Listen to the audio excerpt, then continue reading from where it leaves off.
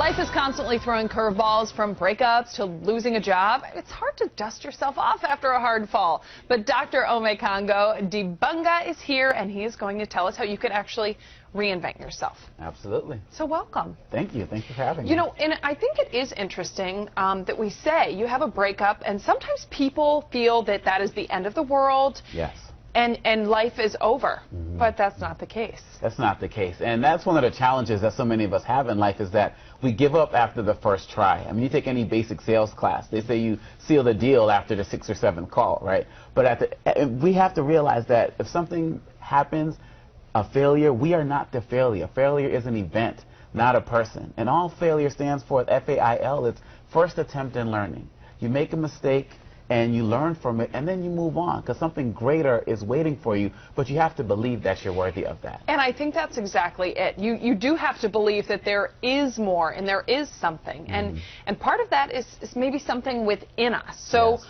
when we have one of these setbacks, and like, again, we said a breakup, or, you know, you lost your job, how do we pull ourselves back from that to maybe start over? Yeah, well, the first thing people have to do is they have to learn to run towards their story as opposed to away from it. Whenever something happens, a job loss, a breakup, people feel like their entire world is about to end, and they start thinking about maybe something is deeply wrong with them. So they start to look at how they can be different, how they can change and be like other people. But you have to be you, because everyone else is taken. Yeah. So you have to look That's at your a good way path. to look at it. No, absolutely. Be yourself. I mean, really, truly. Yes, you do, because everyone wants to sing like this person or dance like this person. You know, for me, I was bullied a lot as a child because my name is different, and so I try to shorten my name, hyphenate it to be like everybody else, but I was never happy.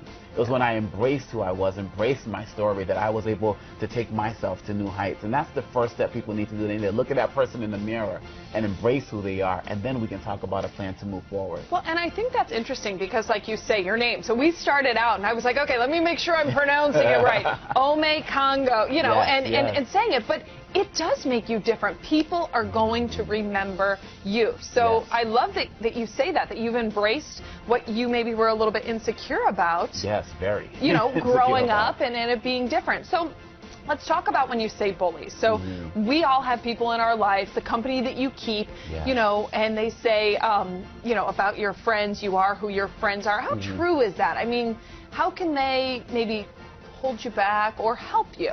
Well, it's absolutely true. Research has shown that you're going to make within $5,000 of the people you associate with the most. And I love what Will Smith said, where he said you are a direct reflection of your 5 closest friends.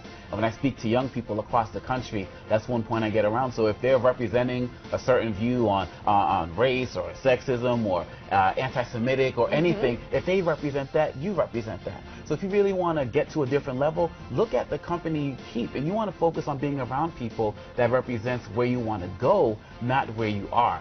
Dennis Kimball said, if you're the smartest person in your group, find a new group.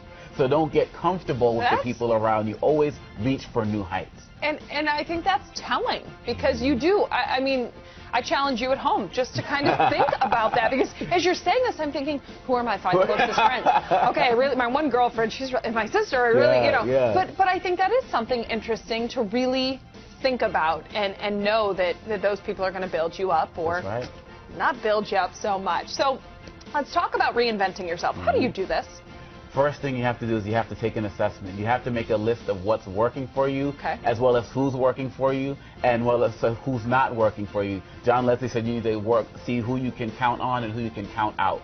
So that's the first step. You make a to-do list and you make a not to-do list. You say, when I do A, this works for me. My wife and I, we run several yoga studios throughout the area, and people always talking to us. Well, when I miss class, that's when I feel the most uncomfortable with my body, or even in my mental state. Well, so you know, you have to start doing more yoga. You have to start coming back more. So if you know that your diet is a challenge, and you know that you haven't been eating properly, well, you know that I have to start getting my to-do list better to really make sure that every single day I'm looking at the things that I'm doing wrong, and I'm focusing on how I can make those better. But you also have to watch the things that you put into your head. The television shows that you're watching, the music that you're listening to. Are you listening to things that build you up? A lot of people don't know that what you do for the first 20 minutes of the day is going to affect your spirit for the whole day. So you should be waking up, if you're a religious person, reading your religious text. If you're a gym person, exercising, making sure you're listening to something that brings you up or doing something that brings you up, so that can carry you throughout the day. People don't really know what to do with you when they see you walking around smiling and happy, because they want you maybe to be down on their level, but when you do it, you show them how to do it, they're going to come up too. They are. I absolutely love the advice that you've given us. and I want to say thank you for coming in here, but this is your book. Yes. Where can we find this book? Yes, the book is available online everywhere books are sold, so Amazon, Barnes & Noble's, GROW, Grow Towards Your Greatness. Great. You know what, I have to say thank you so much for coming in, and I think this is a great, you know, a great reminder to look a little bit deeper and find ourselves, our true selves. Absolutely. We're all born with greatness, but we have to bring it out. We're going to make those lists of our 5 friends, and I'm going to be checking it twice.